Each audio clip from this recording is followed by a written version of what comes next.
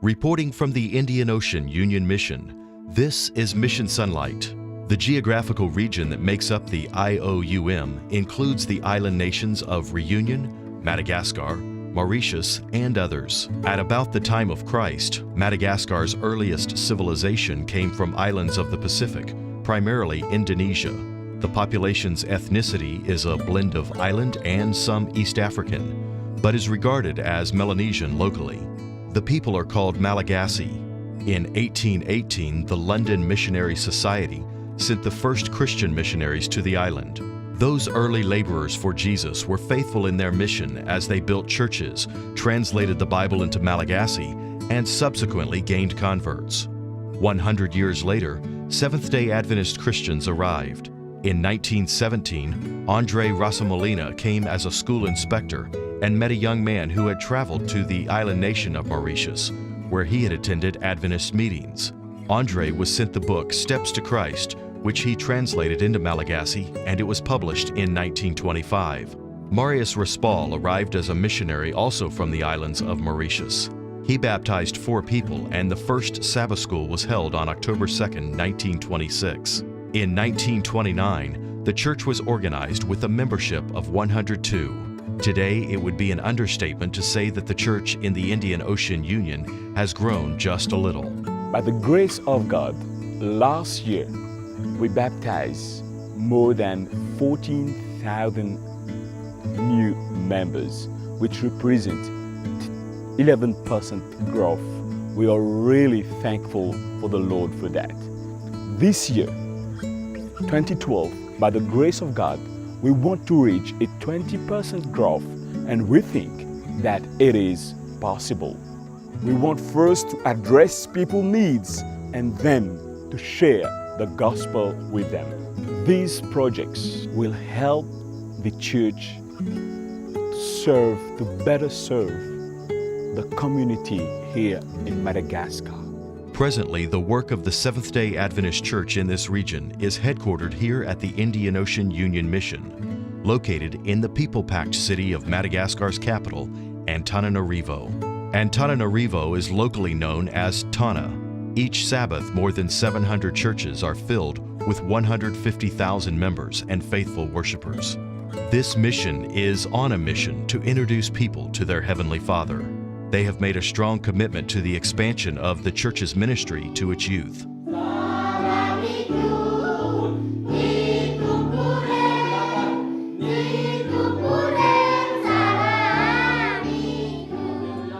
This quarter, Mission Sonlight will highlight 2 project sites in our report. Plans have been made for the construction of an orphanage on the campus of the local conference office. North of Tana lies the city of Mahajanga. A Seventh-day Adventist academy is seeking to shine the light of Jesus into the community. At this school, the administration and faculty are not afraid to demonstrate that education and evangelism go hand in hand. In the Indian Ocean Union Mission, we have 27,000 students. 70% of these are non-Adventists. In this union, mostly in Madagascar, most of these schools are, let's say, they are not accredited, but they function according to the government requirements. The Lissy Adventist High School in Mahajanga turns away more than 200 students every school year because it no longer has enough facilities to meet the demand for Adventist education. Lissy's principal was recently diagnosed with cancer, which required the removal of a portion of his face and jaw. He wears a mask to prevent dust and debris from entering his mouth and to avoid awkward stares at the hole in his face. He shared his passion and need at his school. We have selected this project for more classrooms. Each year we have almost 300 students, and we must turn some away because of a lack of classroom space. That is why we must do this project. Pastor Norbert tells Mission Sonlight that it's a big commitment for this school to be evangelistic. Every year they have at least 1 or 2 evangelistic campaigns. In 2011, 104 students were baptized. He conducts at least 1 series himself. Amidia and Elizabeth share the radical effect of his evangelistic spirit and how it transforms the student at Lissy. At one time, they had a biblical crusade, a conference by the principal and professors. One day, as the speaker asked us to decide to give our lives to Jesus, I stood up. One person said, "You cannot do that. It is not according to our belief."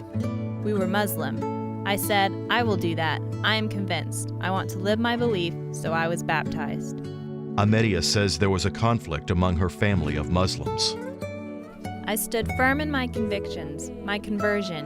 My friends, my family want me to give up my decision. My mom supported me. She said to them, "Faith is not for others to decide. It is up to you for what you decide to follow. It is not up to the whole family."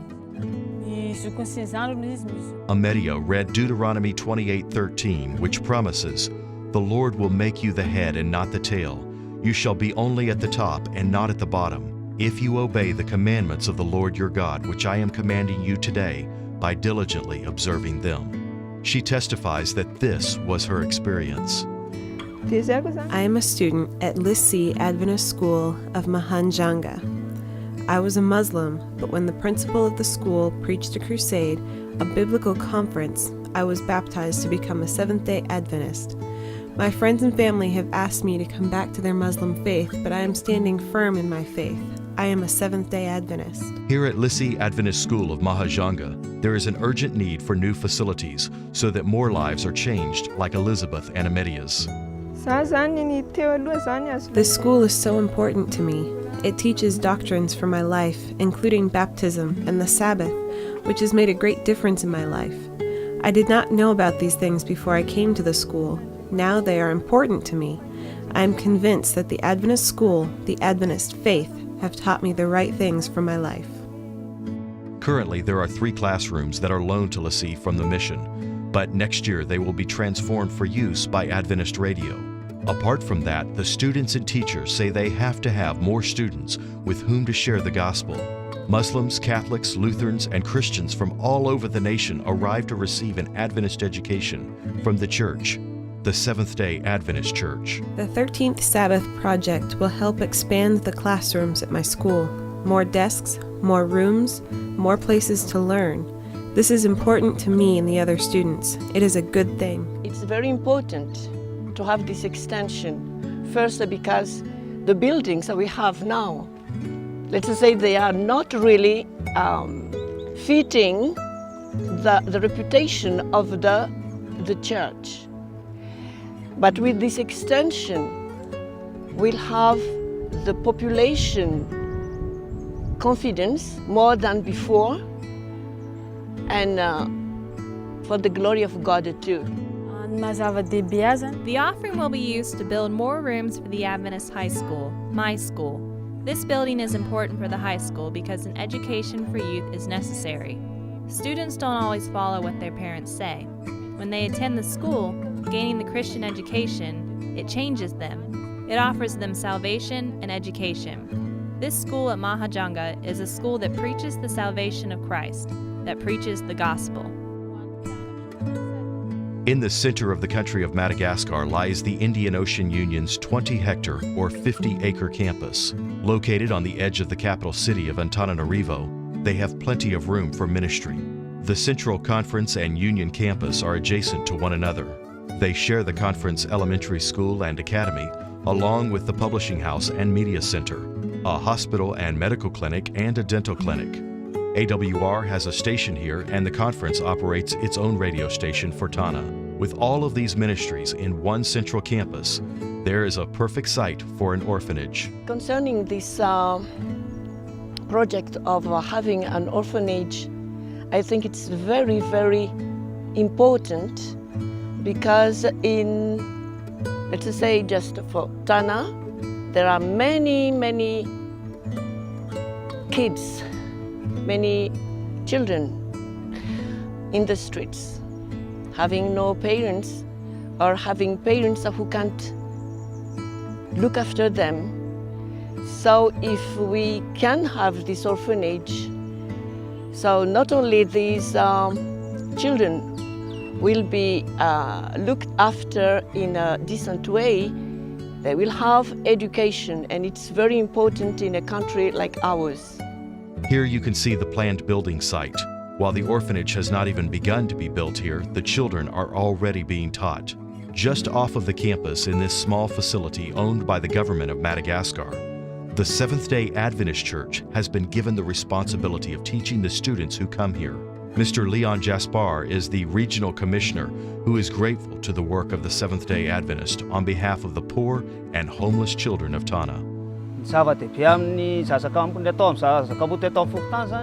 orphanage children's education is very important to our community. The children need books, pens, pencils, everything. As you look at the teachers, you should know they are all volunteers working for these children. They are Seventh-day Adventists who come and teach free of charge. We need to help them with salaries so they also can grow in their work, in their teaching. We need classrooms. The children and teachers need a good classroom and a place to teach. The church conference is giving us support, but any help from the outside will help us also. These orphans live with their mother or brother or their sister or some of their relatives when they are not here. For some, they live on the street. They sell something there, they put some boards and bags from their meal there, and there they sleep at night. Together with government partners, the church is making a social and spiritual impact on the lives of their community. In these stories, one can hear that these young children will not only receive a home, but they will also gain an education, an Adventist education. The children will be able to attend the elementary school on the conference campus. With the teachers, we have a great challenge because they are just volunteers to teach the children. The parents sometimes set aside some money to give to them as a gift. We need to have the materials for studying, books, pens, pencils. Some of the children need food. During this period, we have no rain and we have to let the children leave at noon because we have no money to feed them and the children do not bring food with them to school. We have to let them go so they can go and scavenge for their food. With the current building, it is not good for us. It's not healthy here. The tables, desks, chairs that we have now are problems. We need to replace them with safe desks that will honor them when they come to our school. The orphanage will initially provide housing for 15 little girls, eventually expanding to include boys, followed by additional housing for even more. Girls and boys like Fainu need a home. Your mission offerings help build an orphanage here in Antananarivo. I want to thank all the members of the Worldwide Adventist Church as they participate by giving their offering. I hope God will richly bless them, and soon, when God comes, He will take everybody to heaven. I want to thank the people who give to the mission offering and thank the teachers at my school. Thank you very much for having thought of us and accepting to give us this support. May God bless you and may God help you do more for countries like ours in another place too. I wish and hope for these orphans, for this orphanage, that you will work with us to help these children. I hope that for those of you who will give, the God of blessings will continually bless each one of you. 13th Sabbath offerings give us all an opportunity to participate in the global mission of the Seventh-day Adventist Church. Mission Sonlight is working to unify every member in that one purpose, telling the story of Jesus to all. Your gift this 13th Sabbath will benefit the Lissy School and Tana Orphanage and make a real difference to the kids who attend and live there for eternity. This is Mission Sonlight reporting from the Indian Ocean Union Mission.